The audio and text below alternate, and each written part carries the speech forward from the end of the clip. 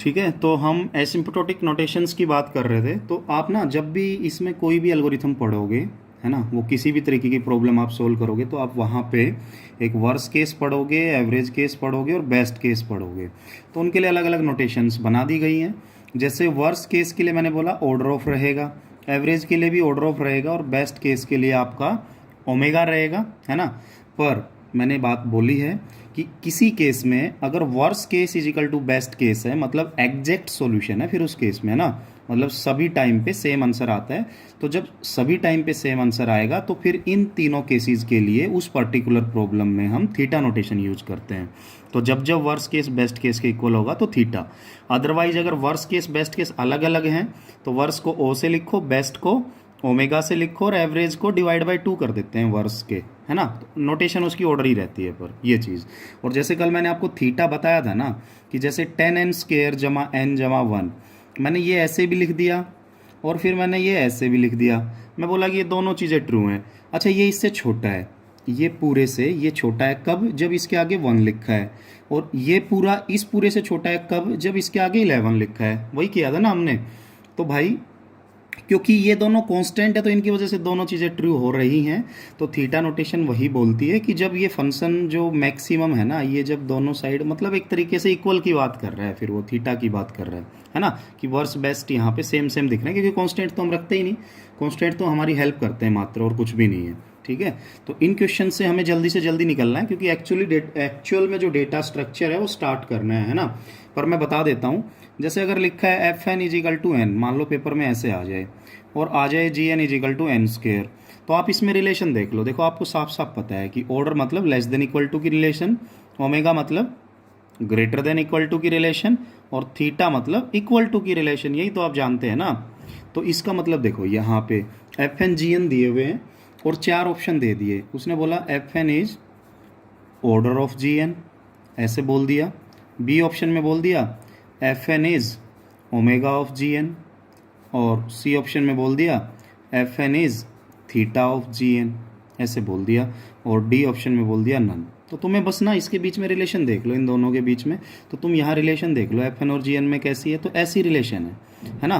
और ऐसी भी ना हो कि यहाँ पे वैसे तो लेस देन है, पर जब लेस देन इक्वल टू में से एक भी ट्रू है तो फिर हम ऑर्डर पे जाते हैं। लेस देन तो मेनली अगर देखा जाए, अगर ये इक्वल टू हटा भी दें तो लेस देन इसको रिप्रेजेंट करता है, ग्रेटर इसको, और थीटा इक्वल्स टू के लिए काम करता है। ठीक है, पर उन दोनों में दोनों भी चलते हैं, तो इसलिए यहाँ पे तो रिलेशन साफ साफ लेस देन की दिख रही है। तो हमें आंसर क्या मार देना है, F N is order of G N. Okay, और उल्टा देखते कि जी एन एफ एन का क्या है, तो फिर तुम देख लेते जी एन एन स्क्वेयर है और ये एन है, तो यहाँ पे ये बड़ा है, तो इसका मतलब इसमें फिर क्या आ जाता, ओमेगा ऑफ, है ना। क्योंकि बड़े के लिए ओमेगा यूज करते हैं और छोटे के लिए हम हमेशा ऑर्डर यूज करते हैं। ये चीज़ हमने की है, तो आपको इनको भूलना नहीं है। ओके, और किसी भी क्वेश्चंस में ना देखो ये सिंपल क्वेश्चन होते हैं, आप वैसे देखते ही पहचान लेते हो एन और एन स्क्वायर में ऐसे। पर अभी हम थोड़ा इसको और बढ़ा लेते हैं, आगे देखते हैं। देखो एक मैं क्वेश्चन कराता हूँ आपको। वैसे देखा जाए तो वो क्वेश्चन तुम बोलोगे सर ये तो बहुत मुश्किल है, तो दिखी ये तो पता ही नहीं चला। पर मैं एक ना आपको आइडिया दे देता हूँ कि किसी भी क्वेश्चन को यहाँ सोल्व करने का तरीका क्या है। जैसे एफ एन लिखा है, एफ एन लिखा है ना, तो एफ एन यहाँ पे मान लीजिए लिखा हुआ है N square into log N base 2, ये लिखा है। अब तुम्हें तो बहुत बड़ा फंक्शन दिख गया, ये कॉम्बिनेशन दिख गया कुछ चीज़ों का। और जी एन लिखा हुआ है मान के चलो एन, और यहाँ पे लिखा हुआ है लॉग एन बेस 2 की पावर 10। और उसने ये पूछ लिया एफ एन जी एन में रिलेशन बताओ। तुम हो गए कन्फ्यूज कि सर ये तो हम कैसे बताएं।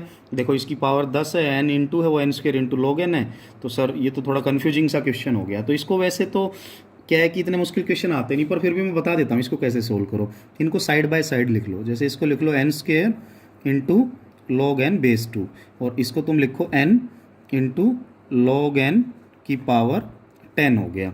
अब देखो कुछ काटने की कोशिश करो। जैसे तुम n से n काट सकते हो, log n, एक log n से एक log n काट सकते हो, तो थोड़ा सोल्व हो जाएगा। तो इसको थोड़ा देखो मैं ऐसे करता हूँ, मान के चलो कि n इंटू एन, मैंने इसका n स्क्वेयर को n इंटू एन लिख दिया, और ये मैंने लिख दिया log n, वो वैसे का वैसा रहा। इसको मैंने n इंटू log n एक बाहर ले लिया, और वो छोड़ दिया मैंने log n की पावर 9, ऐसे छोड़ दिया, क्योंकि 10 में से एक गया, एक ये और 9 वो, तो बेस सेम तो पावर 8, तो 10 हो गया। तो अब तुम यहाँ से देख पाओगे कि ये कट गया आपस में ना, साइड बाय साइड कुछ भी कट जाता है।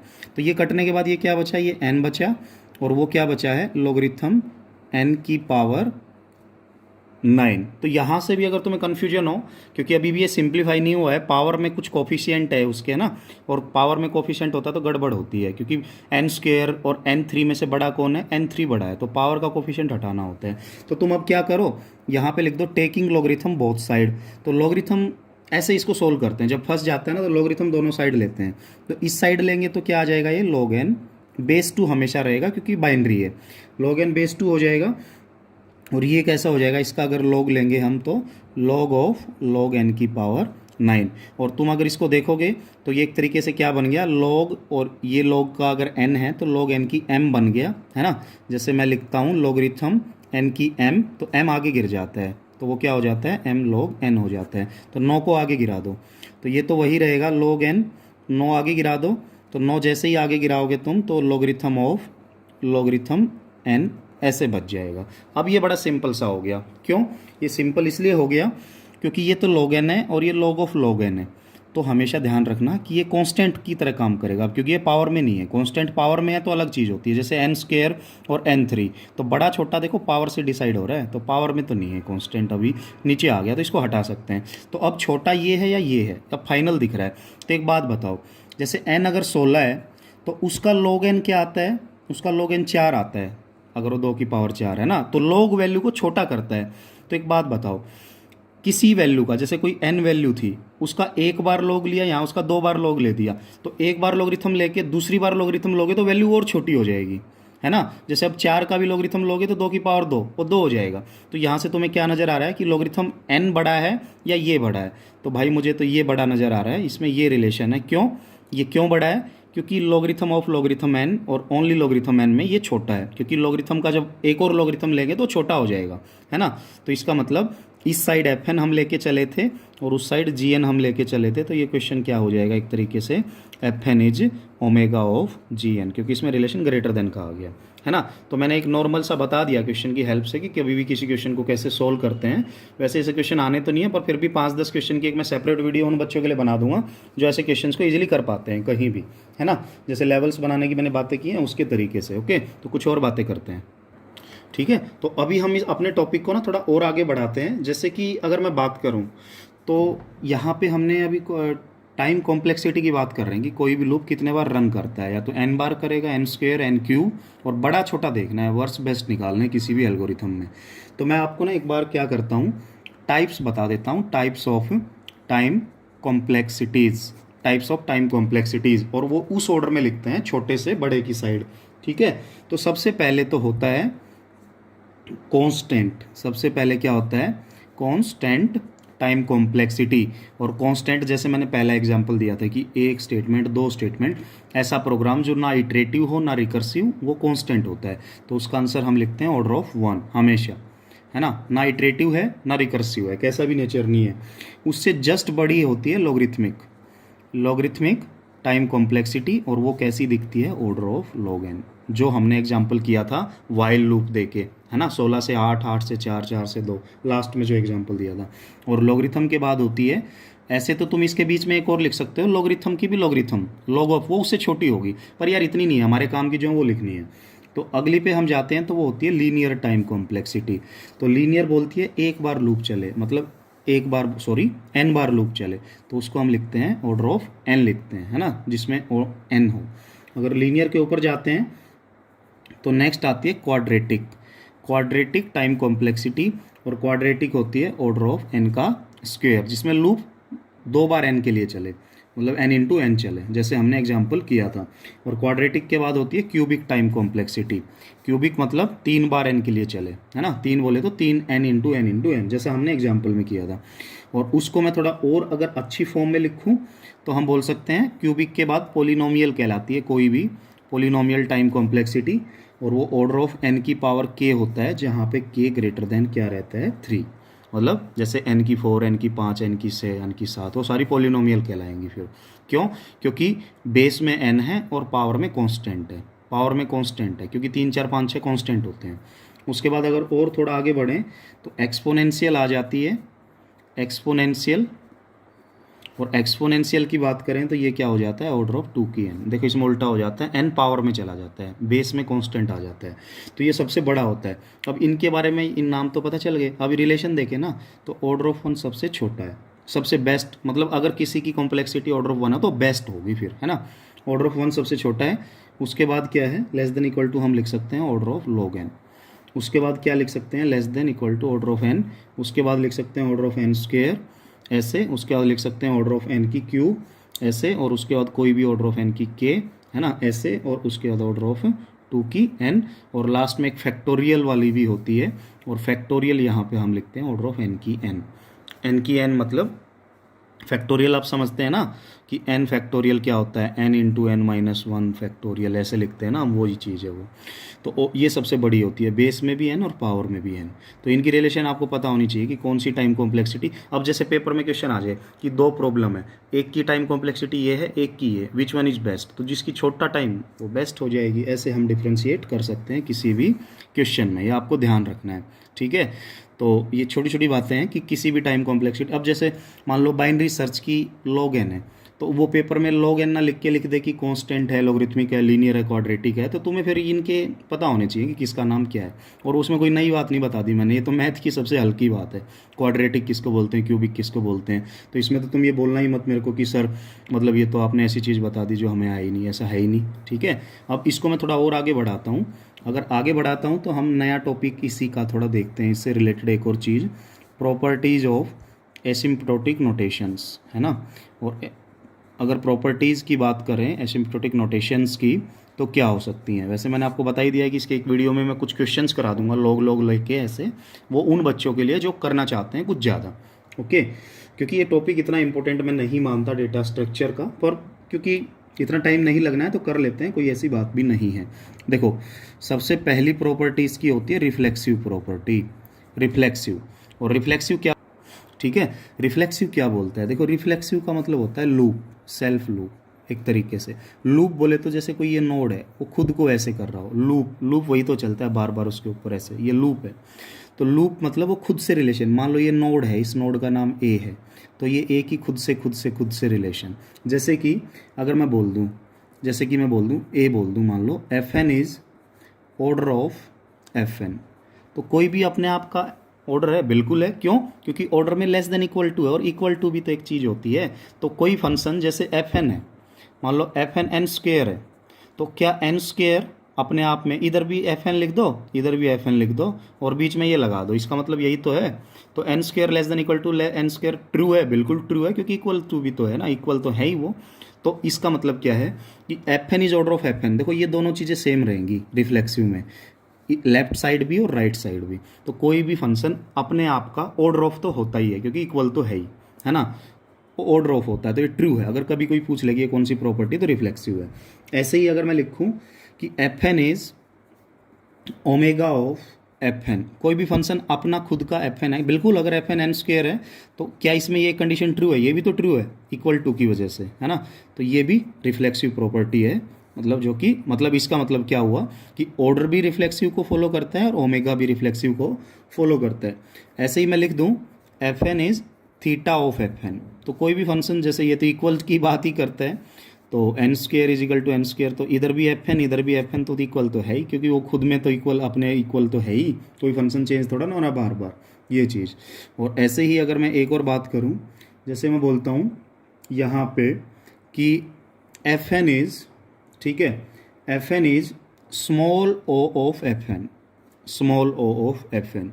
इसका मतलब क्या है, इसका मतलब ये है, देखो स्मॉल ओ अगर आ गया तो स्मॉल ओ मैंने बोला था नॉन टाइटेस्ट, इसका मतलब अगर एफ एन एन स्क्वेयर है और ये एन स्क्वेयर है, तो इक्वल तो वो नहीं था, क्योंकि इक्वल तो कैपिटल ओ के लिए होता है। उसके बाद मैंने एन क्यूब लिखा था, एन फोर लिखा था, एन पाँच लिखा था, तो ये था सारे थे ना स्मॉल ओ। तो क्या ये स्मॉल ओ मतलब ये एन स्क्वेयर है, तो ये अपना एन स्क्वेयर फंक्शन तो अपने साथ ही चेक कर रहा है, तो क्या इक्वल है, बिल्कुल भी नहीं है।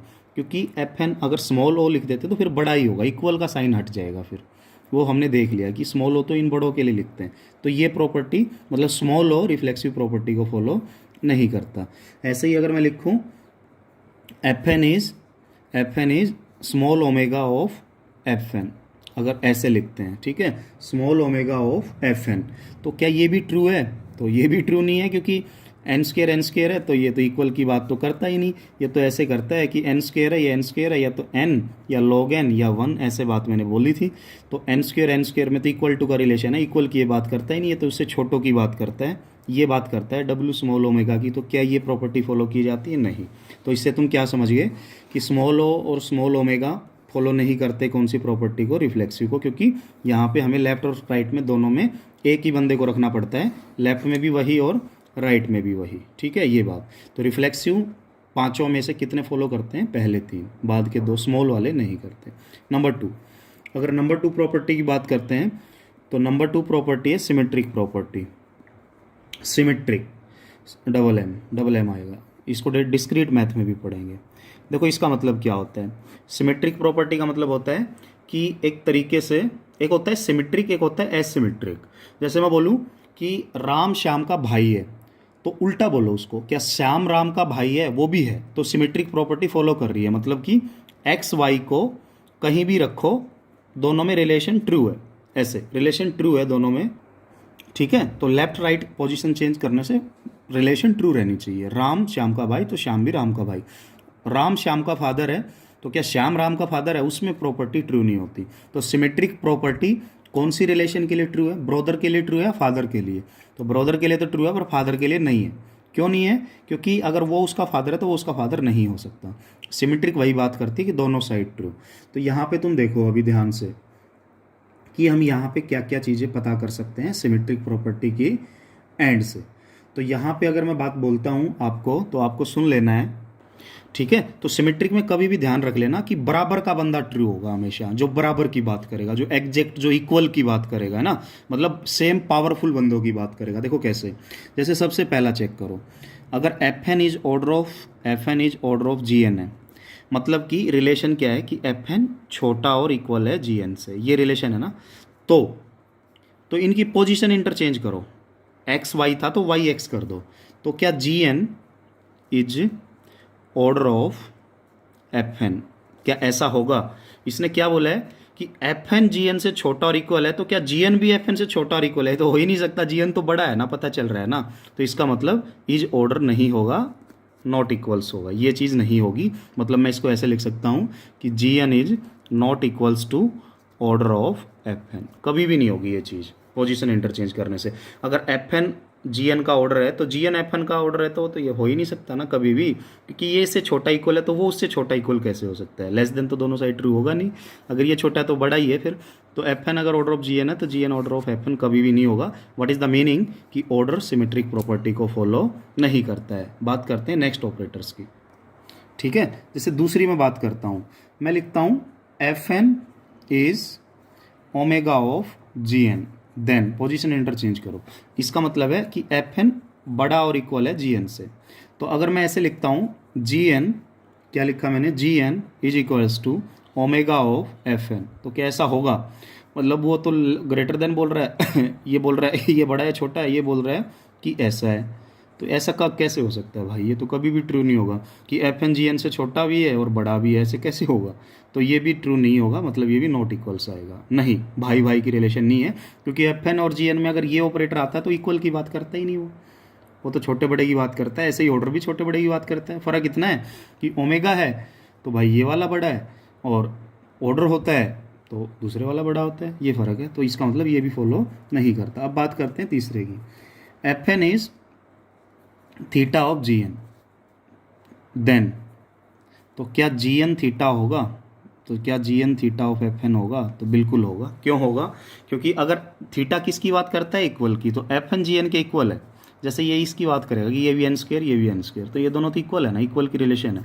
तो अगर इनको इंटरचेंज कर दो तो भी तो वही बात रहेगी, इक्वल। तो थीटा ओनली इस प्रॉपर्टी को फॉलो करता है और कोई भी नहीं करता, इक्वल की बात करेगा ना, ये समझ गए होंगे आप। तो वो दोनों फॉलो नहीं करते। तो ऐसे ही अगर तुम स्मॉल ओ और ओमेगा चेक करोगे तो स्मॉल ओ तो और बड़ों की बात करता है, स्मॉल ओमेगा उससे नीचे छोटों की बात करता है, टाई टेस्ट ना करके नॉन टाई टेस्ट की करता है, तो वहाँ भी ट्रू नहीं होगा। क्यों? अगर तुम लिखोगे F N is small O of G N, ऐसे लिखोगे तो इसका क्या मतलब है? इसका मतलब है कि एफ एन लेस देन है जी एन से, इक्वल हट जाता है। नॉन टाई टेस्ट में ठीक है, ये नॉन टाई टेस्ट है, तो इक्वल तो हट गया, क्योंकि इक्वल को तो कौन ले गया, टाई टेस्ट ले गया, जो कैपिटल ओ होता है। स्मॉल ओ में खाली लेस देन का साइन बचता है ना। और ऐसे ही स्मॉल ओमेगा में तो देन, तो इसमें देख लेते हैं, तो क्या जी एन अगर इक्वल्स कर रहे हैं हम इसको, तो क्या G N order of F N होगा, तो वो तो नहीं होगा, कैसे भी नहीं होगा। अगर ये इससे लेस देन है तो उससे ग्रेटर देन, ये तो गलत बोल रहा है, तो बात ही काट दी उसने। ऐसे ही ओमेगा के लिए चेक कर सकते हैं आप, F N is omega of G N, तो वो भी नहीं होगा, क्योंकि वो फिर छोटों की बात करता है। ठीक है, स्मॉल ओ इसकी बात करता है, और वही अगर ओमेगा होता दोनों के बीच में तो वो बोलता F N is greater than G N, क्योंकि वो नॉन टाइट टेस्ट है, तो उसमें इक्वल साइन हट जाता है, वो आपने देखा होगा कि उससे बड़े बड़े लेता है वो, ये चीज़। ठीक है, तो यहाँ पे खाली एक प्रॉपर्टी पास हुई है, कौन सी, थीटा, और सारी की सारी क्या हो गई यहाँ पे फेल। अब देखते हैं प्रॉपर्टी नंबर 3। तो ऐसे अगर कोई कभी क्वेश्चन पूछ ले कि कौन सा नोटेशन कौन सी प्रॉपर्टी फॉलो करता है, तो ये उसके लिए है। ट्रांजिटिव, देखो ट्रांजिटिव क्या बोलता है, if F N is order of G N, तो तुम इससे क्या समझ गए कि एफ एन छोटा जी एन बड़ा, है ना, ये समझ गए। And G N is order of H N, ऐसे लिख दिया इसने कुछ, ऑर्डर ऑफ एच एन, मान लो एच है कोई, तो इसने बोला एफ एन छोटा है जी एन से और जी एन छोटा है एच एन से, तो यहाँ से तुम्हें किसकी रिलेशन पता चल जाएगी। देखो, अगर एक्स वाई और जेड है, ठीक है, X is son of Y, Y is son of Z, तो एक्स का ये दादा लगा, तो दादा लगा, तो इसका मतलब भाई वो जेड, तो अगर जेड वाई से ही बड़ा है तो इससे तो बड़ा होगा ना एक्स से। तो मीनिंग क्या है कि हम यहाँ से क्या रिलेशन बता सकते हैं कि एफ एन अगर जी एन से छोटा है और साथ में जी एन एच एन से छोटा है, तो हम यहाँ से ये बता सकते हैं कि F N is order of H N होगा। मतलब इन दोनों के रिलेशन की बात बता सकते हैं, बीच वाला अगर कॉमन है तो। क्यों, क्योंकि एक तरीके से वही हो गया ना, मैं, मेरे पापा और मेरे दादा, वो चीज़, तो F N is order of H N होगा। तो इसका मतलब यहाँ से ये बात हमें कौन बताता है, ये बात ट्रांजिटिव प्रॉपर्टी बताती है। तो ऐसे ही ये चीज़ तुम सब में लिखना, तो यहाँ से आप क्या पाएंगे कि जैसे ये था, तो अगर इसको मैं ओमेगा चेंज कर देता, जैसे ओमेगा कर देता कि ये इससे छोटा है और वो इससे छोटा है, तो फिर ये इससे भी छोटा होता है ना भाई। अगर एफ एन इससे मतलब बड़ा, सॉरी ओमेगा में बड़ा होता है, ये इससे बड़ा होता और ये इससे बड़ा होता, तो फिर वही बात है ना कि हाँ, ये इससे बड़ा होता और ये इससे बड़ा होता, तो ये तो छोटा हो जाता ना इससे। जब इसका जो फादर है वो उसका भी फादर है, तो इसका मतलब ये तो बड़ा ही हो जाता ना, तो ओमेगा भी पास करता है इस प्रॉपर्टी को। तो यहाँ पे ओमेगा पास होता, थीटा तो पास होता ही होता, क्योंकि एफ एन अगर जी एन का थीटा है और जी एन अगर एच एन का थीटा है तो इक्वल ही हो गए, तीन भाई हैं इसका मतलब, है ना, फादर मदर की रिलेशन नहीं है उनमें। तो ये भी पास करेगा स्मॉल ओ, और ये भी पास करेगा, ये सारे के सारे पास करेंगे फिर, अगर वो पास करता है तो। ठीक है, तो इसका मतलब हम क्या समझे, जैसे हम ये लिखते हैं ना कि F N is small O of G N and G N is small O of H N, तो हम इसको ये तो लिख ही सकते हैं ना, F N is small O of H N, क्योंकि हम यहाँ पे क्या देखते हैं, ये इससे छोटा है, जी एन बड़ा है, और जी एन एच एन से छोटा है, तो फिर एफ एन तो एच एन से हर हाल में छोटा है। तो ये भी पास, ये भी पास, ये भी पास, ये भी पास, और वो तो पास हुआ ही है ऑर्डर, वो हमने देख लिया। तो ये प्रॉपर्टीज़ का मतलब सभी को पास कर देती है। ठीक है, ये बात आपको ध्यान रखनी है। बात करते हैं नेक्स्ट की। ठीक है, तो उसके अलावा ना मैं एक छोटी सी बात और बता देता हूँ।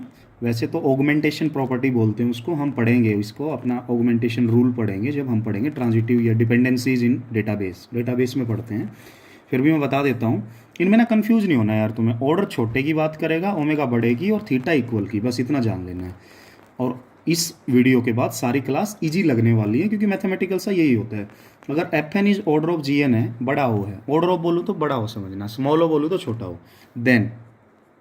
देन अगर इसके साथ कुछ ऐड कर देते हैं, जैसे एच एन इसके साथ ऐड कर देते हैं, H N into F N, और यहाँ भी कर देते हैं, यहाँ भी कर देते हैं एच एन, ठीक है, इसके साथ भी इंटू जी एन, तो क्या ये रिलेशन अब भी ट्रू है? अगर ये ट्रू था तो क्या ट्रू है? बिल्कुल ट्रू तो होगा भाई। क्यों? क्योंकि दोनों साइड सेम साइड कर दी हमने। जैसे हम नॉर्मली मान लो तुम, जैसे ये 5 है और ये 7 है, तो ये ऑर्डर है, देखो छोटा है ना, इस साइड भी 2 ऐड कर दो, इस साइड भी 2 ऐड कर दो, मान लो ऐसा कर लो, या मल्टीप्लाई भी कर लो बेशक, तो 5 जमा 2 7 और 7 जमा 9, तो फिर भी वो कंडीशन तो ट्रू रहेगी। तो इसका मतलब ये है कि इधर कुछ एक्स्ट्रा फंक्शन मल्टीप्लाई या कुछ भी कर लो और इधर भी कर दो तो फिर भी रिलेशन ट्रू रहती है, मतलब ऑर्डर ही रिलेशन रहती है, क्योंकि दोनों साइड किया ना तो कट भी जाना है वैसे भी बाद में। पर पेपर में अगर ऐसा पूछ ले कि अगर इसका ये है, नीचे दिए गए 4 ऑप्शन में से कौन सा हमेशा ट्रू होगा, तो फिर तुम्हें ये देख लेना। ऑगमेंटेशन रूल बोलते हैं कि कुछ यहाँ ऐड कर दिया, ये हम डेटाबेस में पढ़ते हैं, है ना। जैसे वहाँ पे हम पढ़ेंगे y to z है, तो इधर भी x और इधर भी x लगा दो तो ये भी ट्रू होता है, दोनों साइड सेम जोड़ दिया, वो चीज़। और एक और अगर मैं बात करूँ नंबर 5, इफ अगर fn is order of gn मैं लिखता हूँ, एंड कोई en is order of hn में लिखता हूँ, मान लो ऐसा है, तो देखो यहाँ पे कुछ भी कॉमन है, fn gn का, en hn का, तो तुम बोलो कुछ कॉमन है, मैं बोलूँगा कुछ भी तो कॉमन नहीं है। तो देखो ऐसा हो सकता है, मान के चलो कि fn है, कुछ भी है fn, मान लो fn n है, क्या है fn n है, और ये मान लो तुम n क्यूब है, तो रिलेशन तो ट्रू है। और ये मान लो n की 5 है और ये मान लो n की 8 है, तो रिलेशन तो ट्रू है अगर आप देख, ठीक है। तो रिलेशन तो ट्रू है क्योंकि n छोटा है, लेस देन छोटा है n की 3 से, और n की 5 छोटा है n की 8 से। तो अगर मैं यहाँ पे ये लिखूँ कि gn en का ऑर्डर होगा, तो ये तो यार मतलब ये तो कुदरती बात है कि हो जाए तो हो जाए, क्योंकि अगर वो n7 भी होता ना वहाँ पे n7, तो फिर वो n3 है तो रिलेशन ट्रू है, n7 होता तो ट्रू नहीं होती। तो ये ऐसे हम बता नहीं सकते, तुक्का मार नहीं सकते कभी भी ऐसा, ठीक है। हाँ, पर एक चीज़ क्या बता सकते हो, ध्यान से सुनो। एक चीज़, जैसे मैं एक ऑप्शन लिखता हूँ, आपको बताना हो ट्रू है या फॉल्स है। ऑप्शन मैंने लिखा, मान के चलो fn इंटू en, ये लिखा, ठीक है, is order of gn into hn। तुमने क्या किया, लेफ्ट साइड को मर्ज कर दिया और राइट साइड को मर्ज कर दिया। तो अब तुम्हें देखना है कि क्या ये इक्वेशन ट्रू है, देख लो, ट्राई कर लो। कैसे ट्राई कर लो, fn जो तुमने माना है वो पुट कर लो, तो ये n हो गया, है ना, और en क्या हो गया, n की 5 हो गया, और ये ऑर्डर ऑफ है, और gn क्या है, देखो ये रहा gn n की 3, और hn क्या है, n की 8, तो n की 6 हो गया, और equal to order of n की 8 और 3 11 हो गया। तो भाई क्या ये रिलेशन ट्रू है, बिल्कुल ट्रू है, छोटा ही तो है, तो ये इसका मतलब ट्रू बात है। अगर तुम इन दोनों को मल्टीप्लाई और इन दोनों को मल्टीप्लाई, तो ये तो छोटे ही हैं, तो छोटे ही हैं, तो भाई ये तो हमेशा लेफ्ट साइड और ये बड़ी बड़ी साइड कभी भी कर लो, ये तो हमेशा ट्रू रहेगा, कुछ भी मान लो तुम उसको, बेशक उसको n मान लो तुम, तो n स्क्वायर इधर हो जाएगा, n स्क्वायर इधर, और n square less than equal to n square भी होता है, वो भी तो बोलता है ऑर्डर, टाइट टेस्ट तो वो भी बोलते हैं। तो मीनिंग मेरा ये है कि ये बात चल जाएगी, इन दोनों को ऐसे मर्ज करना, ये करना, ये अच्छी बात है।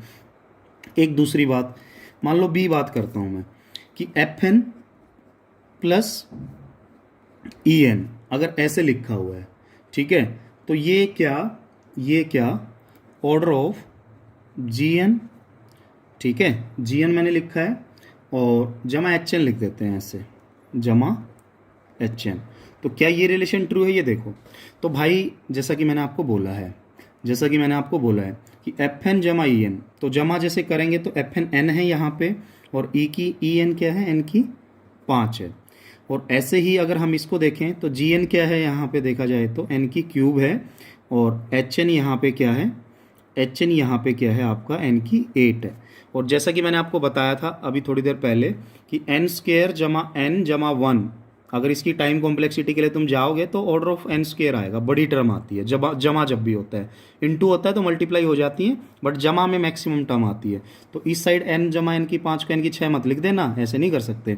तो इधर क्या बचेगा, मैक्सिमम n की 5, और इधर क्या बचेगा, n की 8 बचेगा। तो अगर तुम बोलोगे कि ऑर्डर ऑफ ट्रू है, तो यहाँ तो ट्रू दिख रहा है, पर इसको अगर मैं चेंज करता हूँ तो फिर तुम देखना कि क्या होता है, ठीक है। तो ये भी कुछ ट्रू नज़र आ रहा है हमें।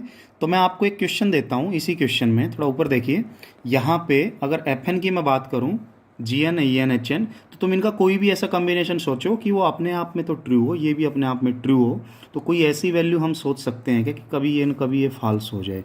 देखना है आपको ये प्रॉपर्टी, जैसे तो मैंने बता दिया ट्रू है, तो ये प्रॉपर्टी ट्रू है या फॉल्स है वो आपको बतानी है। देखते हैं होमवर्क कि कौन करता है, आप में से ही देखूंगा मैं कौन बताता है। और मुझे नज़र भी आ रहा है कि कुछ बच्चे हैं जो बता सकते हैं इसको, ठीक है, पर हमें देखना है कि कौन बता सकता है।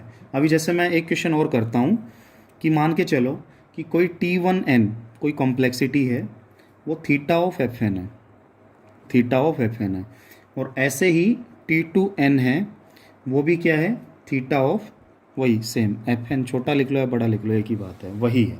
तो यहाँ पे मैं 4 ऑप्शन लिखता हूँ एक बार, ठीक है। वो 4 ऑप्शन में से आपको ये बताना है कि उनमें से क्या क्या ट्रू और क्या क्या फॉल्स हो सकता है, ठीक है। तो ये क्वेश्चन मैंने लिख दिया है, देखते हैं इसके बारे में कि क्या बोलते हैं। देखो T1n थीटा, या थीटा की बजाय ऑर्डर कर लो इसको, चलो ऑर्डर कर लेते हैं, ठीक है। थीटा तो इक्वल्स की बात ही करता है, मान लो ऑर्डर है। तो यहाँ पे तुम एक बात देखो कि ये भी ट्रू ये भी ट्रू, ये गिवन क्वेश्चन है। तो तुम मान के चलो कि इन दोनों की इन्फॉर्मेशन तो नहीं है, FN तो है, मान लो FN यहाँ पे कुछ मान लो, तुम मान लो तुम्हारी मर्जी N5 मान लो, और T1n मान लो N, और ये मान लो N², तुम्हारी मर्जी है कुछ भी मान लो।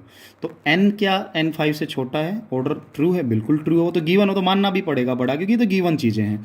ये भी ट्रू है, तो ये दोनों भाई इतना तो पक्का है कि N5 से तो छोटे होंगे, है ना। छोटे या इक्वल भी हो सकते हैं, बड़े नहीं हो सकते, ये तो ट्रू है दोनों से, ठीक है। तो ऑप्शन 1 देखते हैं, तो ये तो पक्का पता चला तुम्हें सोचो कम होंगे। तो पहला ऑप्शन देखते हैं, मान लो T1n की वैल्यू पुट कर दो, तो T1 है n, T2 है N², और इधर क्या है n की 5 है। तो क्या n जमा N² n की 5 से छोटा है, बिल्कुल है, क्योंकि इन दोनों में से बड़ी टर्म उठनी है, जमा का निशान है, तो इधर N² उठेगा, उधर N5, तो वो तो छोटा है ही। तो ये कंडीशन हमेशा ट्रू रहेगी, कभी भी फॉल्स नहीं होगी, ए ऑप्शन हमेशा ट्रू। पर क्या ये T1n इस T2n से छोटा है, मतलब T1 और T2 में ऐसा रिलेशन है क्या? तो यहाँ तो तुम बोलोगे हाँ जी है रिलेशन, पर अगर मान के चलो कि ये n की क्यूब होता, अगर वो n की क्यूब भी होता ना मेरे भाई, तो n की 5 से तो फिर भी छोटा रहता, पर एक केस में वो उससे छोटा भी हो सकता है, बड़ा भी हो सकता है। तो ये अनडिसाइडेबल है, हम नहीं बता सकते क्यों। तो इसका मतलब ये कि राइट हैंड साइड अगर किसी दो बंदों की सेम है तो इनमें रिलेशन बताना बेवकूफ़ी है, हम नहीं बता सकते। ऐसे ही तो TN और TN की ये रिलेशन कि क्या ये इससे बड़ा होगा, तो भाई वो कभी कभी हो भी सकता है, पर उससे पहले छोटा भी था, तो ये भी हम डिसाइडेबल नहीं कह सकते। और ऐसे ही तीसरे की बात करें कि TN और ये, हाँ बिल्कुल, क्या पता n की क्यूब और n की क्यूब हो ये दोनों, n की 5 से तो फिर भी छोटे हैं, तो ये तीनों के तीनों क्या हैं, ऑप्शन डिसाइडेबल नहीं है। तो मीनिंग क्या समझे तुम कि राइट हैंड साइड में अगर दो इक्वेशंस के एक ही बंदा हो तो लेफ्ट वालों की रिलेशन क्या हम बता सकते हैं, ऐसा ट्रू फॉल्स में पूछ लें तो वी कांट से, ठीक है ये बात। तो मैंने ये कुछ बातें की हैं सिम्प्टोटिक नोटेशंस की, तो इसके बाद हमें एक वीडियो में बाद में भी दे दूँ तो कोई दिक्कत नहीं है, इसके एग्जांपल्स की, है ना। ज़्यादा चीज़ें करनी नहीं है क्योंकि कोई फ़ायदा भी नहीं है। तो हमें सीधा सॉर्टिंग, सर्चिंग, ट्री ग्राफ और आपका जो स्टैक है, एरे है, लिंक लिस्ट है, क्यू है, इनके ऊपर जाना है, ठीक है। तो नेक्स्ट वीडियो से बातें करते हैं उनकी, और इसके कुछ क्वेश्चंस भी असाइनमेंट के तौर पे दे दूंगा। ओके।